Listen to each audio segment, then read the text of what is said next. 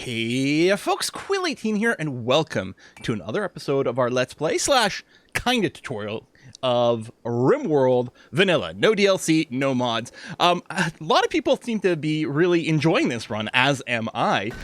Even people who didn't need it for the tutorial aspect. A lot of people have gone back and played some Vanilla RimWorld and been like, oh yeah, Vanilla RimWorld's really good. That's what's great about RimWorld is, and I keep saying this, there's not one RimWorld. There's a lot of different RimWorlds with all the different mod combinations, but the no mod combination is a RimWorld, and it is pretty good. We are probably going to become less tutorial-y here, and a little bit more focused on the gameplay, because I think we've covered most of the tutorial concepts that we might want to do. We will talk a little bit more about defense, though. We're going to put together a kill box, which... Whoop, oh, we got ourselves a Zut! Zut alors! One of our batteries has exploded! Let me double check. We do have this roofed, do we not? Yeah, roofed over there. If your batteries are exposed to rain, I mean, it's not raining right now, but if it does rain on a battery, it can explode, but it can also explode kind of randomly. Let me just go and reset people and do that. So yeah, sometimes we'll go ahead and have these things happen. This is the reason you have your batteries outside or maybe in a very well ventilated room, because if they start a fire and the fire is indoors, the air in the room is going to become, 200, 300, 400 degrees, and people are going to get burninated just from the air. So by having it be outside in some fashion, you don't have to worry about that, but you do have to make sure there's a roof over your batteries, or every time it rains, you'll get this explosion, and that's pretty miserable. All right, Honey is doing that. Paolo, sorry to wake you up. Apparently, I might have to adjust either my stockpile settings or something with, unforbidding, because it does appear that right now we are getting the corpses over there. I think this is plasteel and silver. Let's put in some little mining commands over here. I don't know how deep the plasteel goes. We'll see. But the silver is going to be something like that. I mean, I suppose at least this is not silver. We don't know about that one. Maybe I'll do something like that, and we'll see. Someone will get around to it. We do have the unhappy nudity, but I was going to say it's Darcy over here who we captured. Darcy is currently nude, and we don't have any clothes for her in the caravan. I don't think they can actually dress themselves while they're caravanning. I might be wrong about that. I don't know. But once Darcy gets over here, hopefully we've got a little bit of excess clothing. If not, we've got at least pants sitting around over here. Or she could put on the tribal wear. Ooh, it's low quality and tainted. Yeah, that's not really going to be an ideal thing. We might not have a shirt then. I don't see a shirt. We'll have to make that, because Darcy, I'm assuming, is female, and therefore will continue to feel unhappy nudity unless their top and bottom are covered. Or I should have said the bottom and top are covered. Males just need the bottom to be covered by default to not feel unhappy nudity. Now, if you do have the ideology expansion, your ideology settings can change what people consider to be nudity, or even if they care about nudity. So you could have it so that your people need to have, all your people, regardless of gender, need to have pants, tops, and hats on. Otherwise, they feel too exposed. And all of a sudden, we're getting to like old-timey, like 1920s, aesthetics. If you're outdoors, obviously you have to wear a hat. Anything else would be totes and approps. You can't show your hair. That's wrong somehow.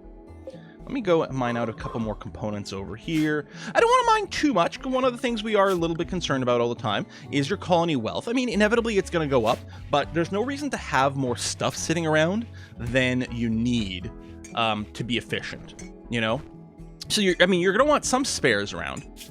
Oh, actually, we have tons of components. I actually didn't realize how many we have sit around. That is a lot. Let me just go and cancel that then, and that's going to be okay. What are we doing over here? Marble tiles? Or do we literally not have... Oh, we do have some marble blocks, but I guess we don't have our constructor. It's Fob the Builder is our constructor.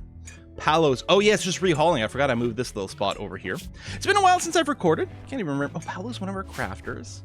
So theoretically, that would include tailoring. Yeah, see, we need a shirt, but we probably don't have any material for it. We're going to need... Do we have cotton growing? I guess not. We only have these 3 fields over here. I guess we were doing a lot of stuff with leather. We'll probably hunt more, and yeah, we will set up some butchering rules for our critters over here as well. Hey, our caravan has arrived. Huzzah! And it's pretty typical when someone joins your party or your colony, a lot of them do start with the hunting job enabled, which is why we're getting the concern here. Hunter lacks range weapons. So if we do want Darcy to hunt, we'll have to give her a weapon. But for now, let's take a look. Okay, so what are our traits here? Chemical fascination, body modder, misandrist, and incapable of a lot of things. I think that's the test subject that disables a lot. Oh, and medieval minstrel turns off tons of things. Wow. Okay, well, I mean, I guess I'll turn off animal handling from Honey, and we'll just keep Darcy doing it. And actually, I suppose Darcy will just be the animal handler and hunter. We'll have to get her a gun. She can research, but we're not going to want to do that. She can clean, which is not... She's going to spend a lot of time idle. Well, actually, what I'm going to do is I'm going to turn cleaning off for everyone, because animal handling is only a very occasional job, as is hunting. So Darcy's going to spend a ton of time idle, in which case she'll be cleaning. We might put a little art bench and then just use that as one of her idle tasks. She doesn't have passion for it, but she will do it from time to time, and I guess that's going to have to be okay. But yeah, I think she'll do that. I mean, we're not opposed to keeping the hunting up. What we'd have to do is get someone to drop... Who's got the hunting rifle? There we go, right over here. Let's get Sky to drop the bolt-action rifle. There it is. And we're going to get Darcy to go and equip that. There we go. So now Darcy's going to be able to hunt with that. That's going to be okay. Yeah, we need warm clothes. Especially, I mean, Darcy's really needs some warm clothing. But what we're going to do is we're going to get our hunt, because that'll generate some leather for us. I'm spoiled by, like, mods that let me sort by, like, amount of meat and amount of leather and stuff. But the big thing with the hunting is I tend to look for things that don't have a revenge from being hunted. Also things that are a little bit bigger, like raccoons and rabbits don't give you a lot of meat. Boom rats will explode and that can cause problems. Tortoises are actually shockingly hard to kill with their shells, and again, don't give you a ton of meat, so they're not a high priority for me. I'm going to go ahead and have Darcy hunt all the alpacas, all the wild boars, all the turkeys. We're going to keep her real busy here. Get lots of material, because we might need some parkas being made too, so we're going to want some extra leather. I'm a little worried that Darcy's going to be a bit chilly out there right now. It's only 7 degrees, but the sooner she goes and hunts something for leather, the sooner we'll be able to get her warm. Okay, doing that. Oh, are you sleeping on the ground too? In the freezer? Now that's not an ideal spot there, Darcy. We'll need some extra beds. What I'm going to do is I'm going to put a sleep spot in here. And then I'm going to ask for a bed to be put there. I'm going to assign Darcy. Oh, yeah. Again, things I try to do because of mods. I got a thing where I can right-click. Darcy, I'm going to assign you to the sleep spot. I'm going to wake you up and unwake you up, and then you're going to go to sleep over here. That also reminds me to fix the schedule that I want to use here. I still like this schedule quite a bit. I will get a shout-out to... what do people call it? Biphasic sleep schedules, where basically you have 2 sleep periods offset by 12 hours. They only sleep until they're fully rested. So they'll sleep for a short time, wake up, do some things, then go back to sleep for a short time, wake up, do some things. The disadvantage of a biphasic sleep schedule is that it's going to interrupt something else that they're doing and cause them to walk all the way back to their beds. Depending on how big your base is and how much walking is involved, a biphasic, that means like a 2-phase, like sleep schedule, could use up a little bit of extra time. The advantage of it is, right now, if we get a raid, say, like, right around here, right near the end of the day and everyone's exhausted, and we get a raid all of a sudden, we can have some people, we recruit, we draft them and get ready to fight, and then they're exhausted, so they're miserable, so they might have a mental break, or they might get so exhausted that they just pass out in the middle of combat, which is pretty poor. So a biphasic sleep schedule gives you more protection around, like, full day protection versus whenever a raid might suddenly show up, but it does cost you a little bit of efficiency. I just want to acknowledge it because some people brought it up, and it's actually a great point. I think mostly I don't do the biphasic thing because of, like, kind of just, realism. It is argued that humans, if you're in an area where they don't have, like, cyclical, like a day-night cycle, humans tend to naturally switch to a biphasic sleep schedule. But in any case, in our society, we are monophasic for our sleep schedules, and I'll do the same thing over here. Feels a little less gamey, although I do plenty of things that are gamey in here, because you know what? Spoiler alert, this is a video game. Alright, so yeah, Darcy's going to be sleeping on the ground. At least she's not sleeping in the freezer, because, I mean, -9, and, half naked, that wouldn't be good. Alright, looks like Darcy is going to go and hunt now. Lovely, hunting a wild boar. Oh, right over here, yep. Can you hunt one that's a little closer? You'll be more accurate. You won't have to chase as much. What's Darcy's actual shooting skill right now? Well, a 6 isn't bad, actually. And she will get better by shooting. We could give her something with a higher rate of fire, which would actually give her more XP a lot faster. Might be good for DPS as well. But what I like about this rifle here, the bolt-action rifle, which I think used to be called the survival rifle, so I might still refer to it like that, it does have really long range. So it's actually not bad for, like, defending against raids, because it's, I think, second only to the actual sniper rifle in terms of actual range. On the other hand, it doesn't fire super quick, so the actual kind of damage per second is not that huge. So we'll let Darcy keep up her work over there. Part of me wonders if she might actually do better with the pistol. Actually, the auto pistol is a really fast fire rate. I didn't realize we have a weapon there. One of the things I often like to do with my stockpile is this. Often what I'll do is I'll actually like shrink it and leave an area. Let's leave this top row empty here. And what I'm going to do is I'm going to make a new stockpile right over here. And this is going to be, I'm going to clear everything, and I'm just going to enable it for weapons. And in fact, later on, I'll probably filter it more to only range weapons or whatever. But I'm going to make this preferred. So our regular stockpile is normal. The weapon stockpile is preferred, so any weapons we have will end up over there. It makes it a lot easier for me to be able to quickly equip my people. So Fob has a weapon. Sky doesn't, because of course she dropped hers. So we'll go ahead and give her the auto pistol. Vort currently has a bow, which I guess is going to be fine. Darcy, we know, is armed. Paolo over here only has a knife. And he's not a brawler, so we'll give him a poor short bow instead. Melee attacks are actually very strong in RimWorld. But I prefer a sort of static defensive line. Right, and Honey does not do violence, so she doesn't need a weapon. I will give a shout out to the Sidearm Mod, which lets you have your colonists equipped with both, say, a ranged weapon and a melee weapon, and have them auto-switch in combat, so if someone starts meleeing them. So, you know, again, we're going to go modless on this run, but every now and again I will bring up a mod that might be, you know, relevant to some sort of topic over there that's kind of good. And you could consider slowly integrating them in there. Darcy, you got to get with your hunting here, Honey, so that you... Well, sorry, this is Honey. This is Darcy. Darcy. Is that the name of, the character, like from Thor, like Jane's assistant is Darcy, right? In WandaVision? Probably the single best character to come out of that little franchise. I really like Darcy quite a lot. Thought she was funny in the first movie, and then they just expanded her a bunch. Anyway, so oh, sorry, Darcy, I didn't realize this bed is done. I will now do that. Reassign you. Kill that.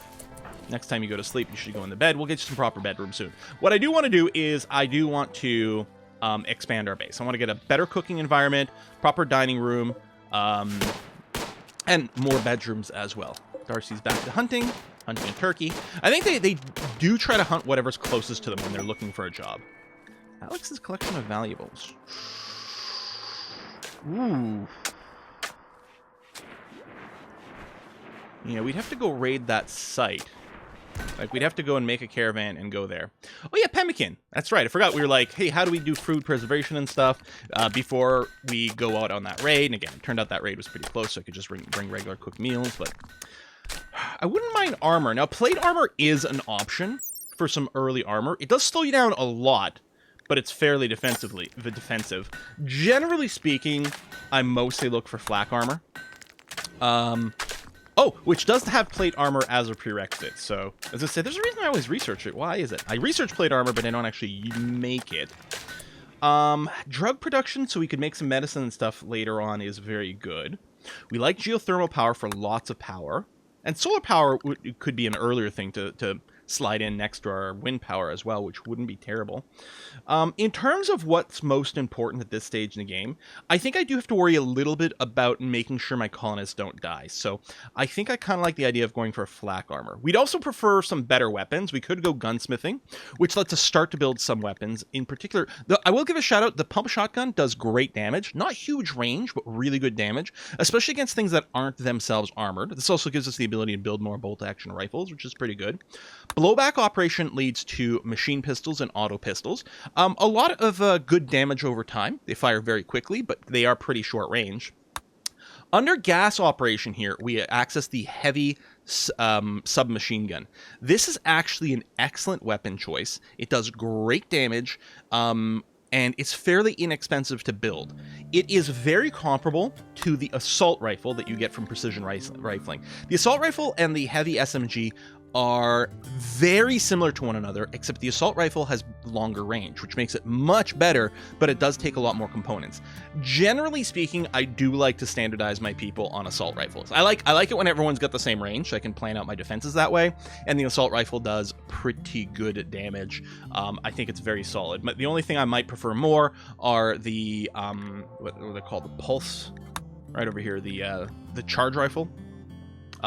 Which is like, an assault rifle that fires like little laser beams or plasma beams or something. So it does much more damage, but it takes a lot more research to get there, and it takes a lot of components to build. It is not cheap. So yeah, I really like the assault rifle, but it will take us a while to research there, and it's not inexpensive to build, because I think it takes 6 components per to build, so it's fairly pricey, as opposed to the heavy SMG, which is only 2. The light machine gun over here is actually a massive damage dealer. It's not terribly accurate, like it's a huge spray of bullets, but if you're being attacked by a large group of people, those bullets are going to hit someone, and if you do equip a lot of people with it, it's just going to be a giant spray of bullets, which is pretty amazing and cool. I don't remember the cost for it though. The chain shotgun is probably the god tier of shorter range, lightly armored killing. This will obliterate tribals, which don't show up with a lot of armor. It's really good, but it doesn't have a lot of armor penetration and doesn't have the biggest range. So anyway, just a few things to shut out on. I think I'm going to go with flak armor first, though. So let's go and research plate armor. I probably won't build plate, but it will lead to flak armor, and I think we'll be happier with that. Covering various body parts. Generally speaking, I just end up making the flak vests. Maybe I should be making flak jackets, which do protect the arms as well.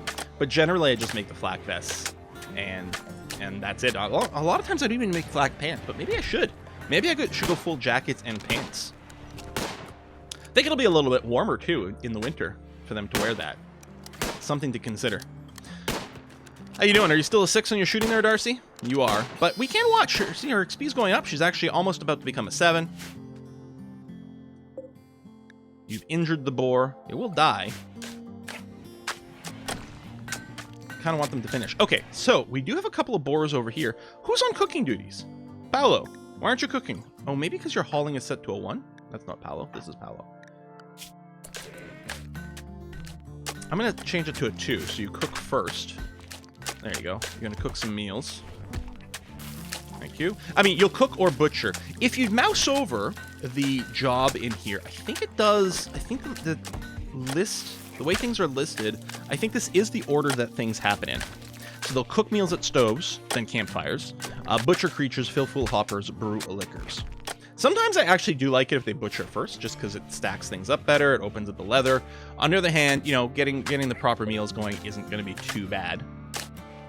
Oh yeah, I do have to cook fine meals forever, which I still think it's okay. Now, it is worth noting that cooking meals does increase the wealth of your colony. So a bunch of raw food sitting around doesn't increase your wealth as much as having a bunch of meals around, but it's actually not too dissimilar. So mostly, if you're concerned about managing the wealth to limit how many attacks, or not how many attacks, but the danger of the attacks, the strength of the attacks, you know, you can keep an eye on things. Mostly it just means don't overproduce things that you don't need. By the way, I'm super bad at that, because I'm always worried about, like, oh, we're not going to have enough, so I better build up a huge buffer of things. So yeah, I think with every fine meal I'm making over my raw ingredients, I'm increasing the wealth a little bit, but at the same time, it's stacking better, it gives me some sense of security, so I guess it's okay. But I could change it to some sort of fixed amount.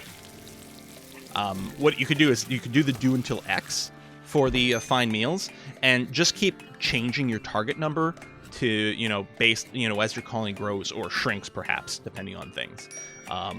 You know, keeping at least 5 meals per person is, I guess, strictly speaking, probably all you need.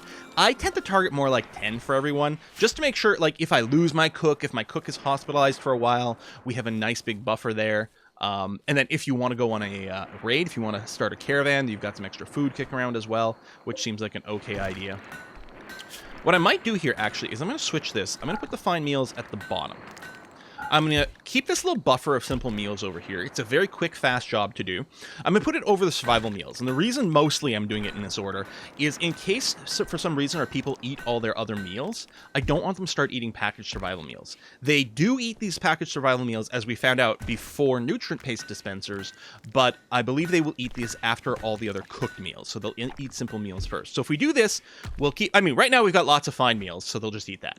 But assuming we ran out of those, they'd eat the simple meals first, which we maintain, before they go to the packaged survival meals. And I'm just doing it this way because I want to make sure we get some of these packaged survival meals done and out of the way before we go back to just spamming the fine meals forever.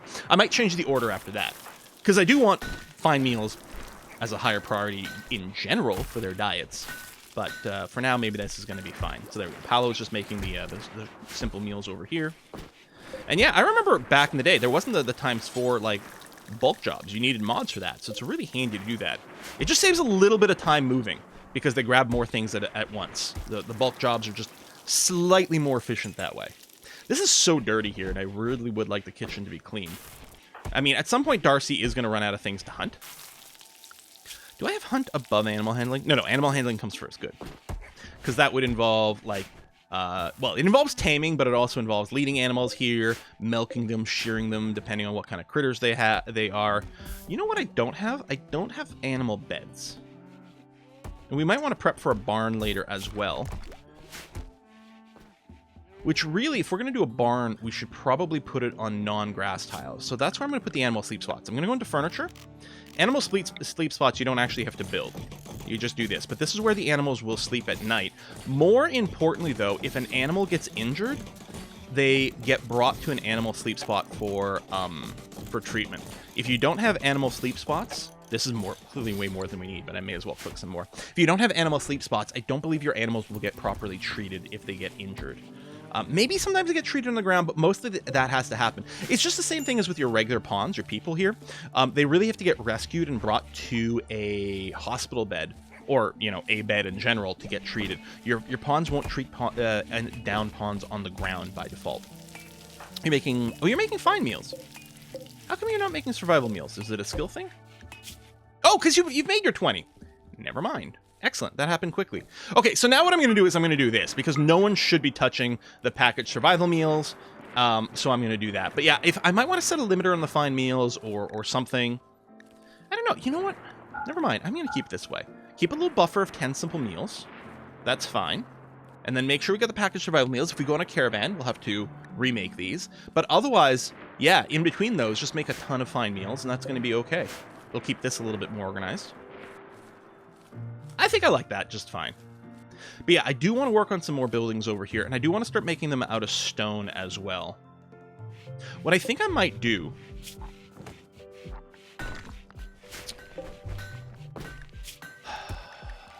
Do I want to change some of these limits or change the ranges in some way? No. That's granite. I don't think we had a granite job. Oh, plate armor's done. So I'm going to research flak armor. So again, I'm not going to make plate armor. Because it just feels too low tech to me. Although it is very effective. It's a personal preference. So, right? Don't judge things. It's a personal preference. Oh yeah, I do have the do until X. Marble limestone. I guess this will cover that. Yeah, I guess this is fine. Okay. I think I'm going to make another room here. Oh, we got some idlers. Well, Fob the Builder's not building anything. Well, let's give you some work. Now, there's a lot of interesting little artistic ways that you can design your bases and things. I'm just going to go with some plain old squares over here, just for absolute simplicity. But please, I hope that in your own games you do some creativity stuff. Okay, so limestone is the second hardest substance. Granite first, then limestone. Limestone's pretty strong. It's not as pretty as marble, but it's going to be pretty good. We're going to make our building out of that. I'm going to leave a little 2-gapper. I think we've talked about like the gap stuff over here. A 1-tile wide thing, sometimes your people bump into each other and it's a little bit slow. A 2-tile wide, then you've got ways to have more traffic in your hallway. And arguably a 3-tile wide thing has some benefits for defenses and stuff, but I'm just going to keep doing a 2-tile wide thing. And I'm going to go with my 13 by 13 building, which again, 13, well, wide. It doesn't have to be square, but 13 wide is the widest you can go without having to worry about having some roof support stuff. So I'm going to go ahead and drag this out, and then I'm going to order a little bit of mining in here so that we can round that out, and then I'm going to put down some doors. Now, doors, I don't remember if I specifically talked about things with the doors. Doors take time to open. Okay, your pawns, when they go through a door, they'll walk up to it, and then the door will open. Like if I take Sky, if I recruit Sky, and I move Sky over here, they'll see she'll walk up to the door, then it opens. I mean, it closes by itself afterwards. I guess they're spring-loaded, but it takes a little bit of moment to go there. The time it takes to open the door is based on the material. You can see here door opening speed for wooden doors is 120. If I were to go and click on the door over here, let's say I hit I. Okay, so there you go. Wooden door, 120. If I change to steel, 100%. If I change to stone blocks, 45%. I believe all the stone is the same thing. Stone doors are nice and strong, but they're mega slow. Wood is, as far as I know, the fastest, and steel is the second fastest, as far as I know. This is especially relevant later on if you get auto doors. So auto doors, they're electrified. They open on their own. And so they open faster. And in fact, wooden or steel doors open so fast, your pawns don't have to stop. They just walk, and by the time they get to the door and want to walk through it, the door is already open. So with auto doors made out of wood or steel, your pawns can just walk through uninterrupted. Auto doors made out of stone still open much faster than non-auto doors, but it's still slow enough that it causes your pawns to stop a little bit. Anyway, that's the reason I build my doors out of wood or steel, is because they are fast. And usually, I just use wood. Yeah, the wooden doors are flammable, but if everything else in my base isn't, what's the opposite of flammable? Inflammable. Yes, that makes sense, because English is completely logical all the time.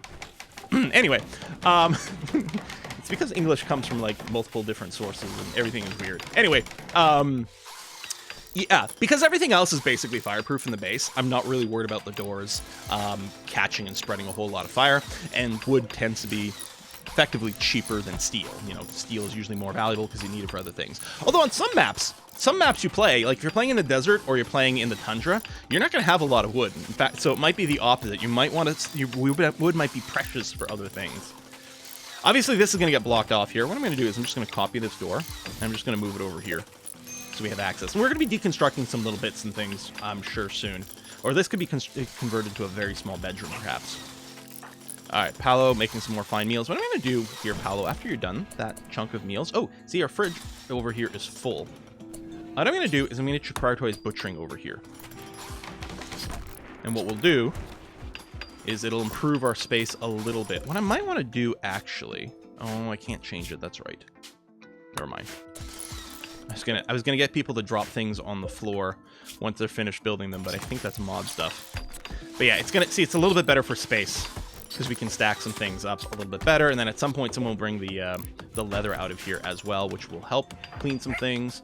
And yeah, we did have some corpses outside, so they were gonna rot eventually, so I did want to catch up on the butchering. But clearly we need a better kitchen space, and I think that's what I'm gonna do over here. I think this is gonna become a better freezer slash kitchen.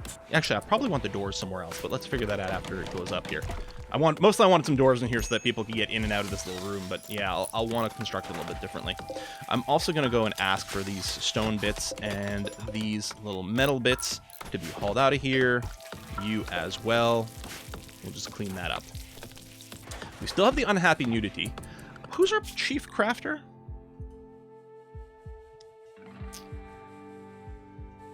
Yeah, I guess mostly Honey, if she's not farming, which is a little bit... Oh, there we go. She's making a button-down shirt. Perfect. I was going to, like, maybe force it, but now she's got leather. She's going to make a shirt so Darcy can actually have a top on, especially with how chilly it's become.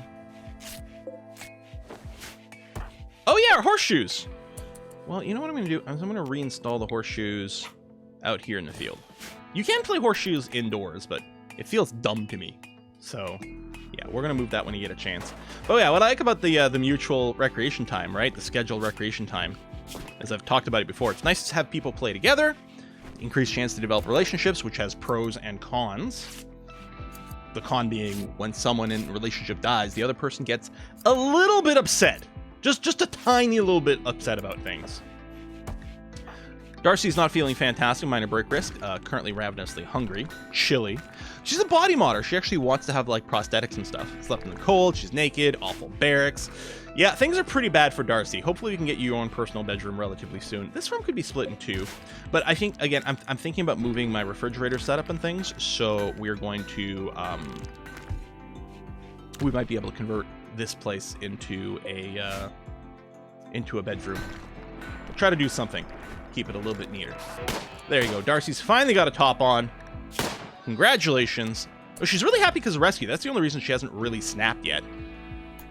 Ate without a table. I mean, we do have tables, but they're pretty far. Well, if she's out hunting, she might eat without a table because it's pretty far. And technically, there's only seats for 2 at a time here. So depending on how things sync up, it could be that there's not enough seating. Let me go and just plop down a couple of extra chairs out of a construction nest. So Fob the builder should go and do that for us because there's no other building, I think, set up to do at the moment.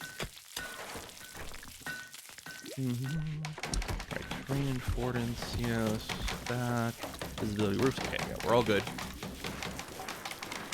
But yeah, we'll get a better dining room. We really could use some more cleaning. Should I just put everyone on a big clean cycle? It's so filthy.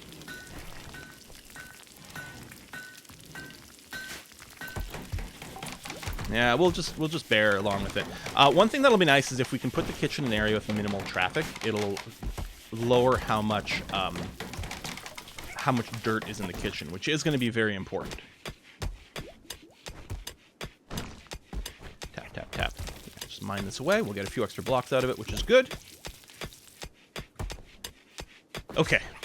Now, I suspect here my doors are going to be out of position as I plan the next step here. But let's see what we can think about. We want... yeah, I want this to be the dining hall, kitchen, all that. What we might do is we might end up, like, say, dividing it this way. We could make this a dining room.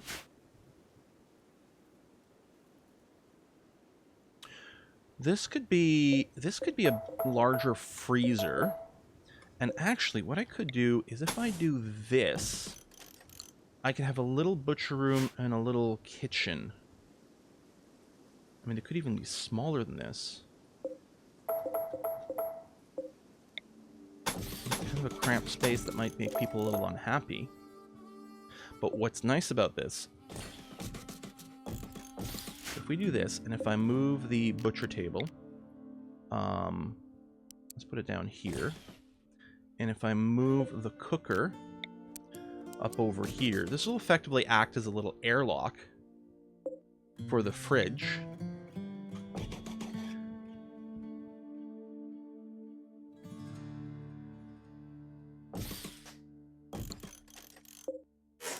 Let's remove those.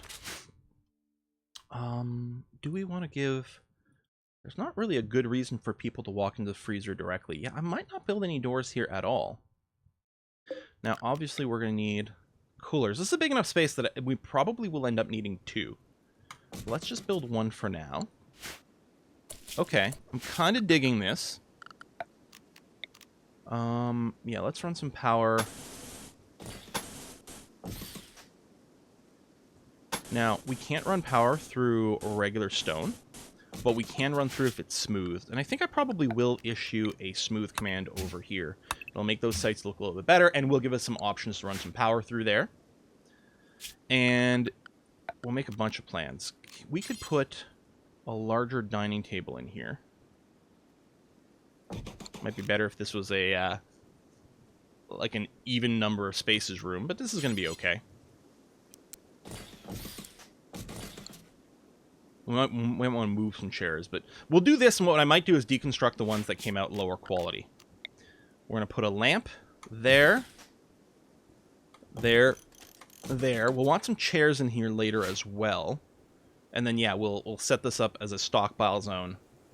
That's going to be okay. We could put a couple of statues in the dining room to make it prettier. And then we're going to want to floor everything. I guess I can start on that now. I'm going to put marble tiles in here. Oh, we're going to have to do under the doorways as well. You know what? Let me cancel the tiles. We'll fix that afterwards. Okay, I think that's going to be a relatively decent plan. So the idea here is, hopefully, the only people going through the kitchen... would people use this as a shortcut to pick up a meal? They might. I really want to minimize foot traffic through the kitchen. Well, I guess that's the butcher table. This is the kitchen. So it actually feels to me fairly unlikely that someone will walk through this kitchen specifically when they have the option of maybe going through this dining room or even the butcher thing. So hopefully it'll minimize how much dirt gets generated in here. This will act as an airlock for our freezer, so we won't lose as much temperature because it'll only ooze into here. I think that's going to be a fairly decent design for us. we'll see how that works out. Folks, thanks a lot for watching another episode, and I'm going to see you next time in our continuing vanilla run of RimWorld. Oh yeah. Bye-bye.